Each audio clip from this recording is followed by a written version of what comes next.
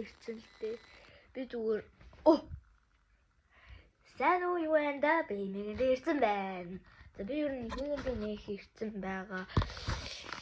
Эмээ маань өндөг нь гарцсан. Хэврээ та нар блог тоглодог бол миний нүгэр гоё хаагараа за. Яна. Би өөр эсрэгээрээ бичих стресс байг. Би үзэж өглөө guys.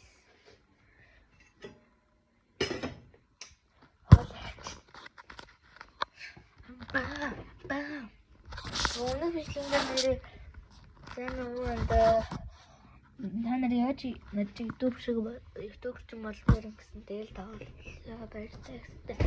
Тэгээ тийм болохоор одоо утгагүй зааж өгнө. Маргааш 10,000 лайк хүрэх заяа.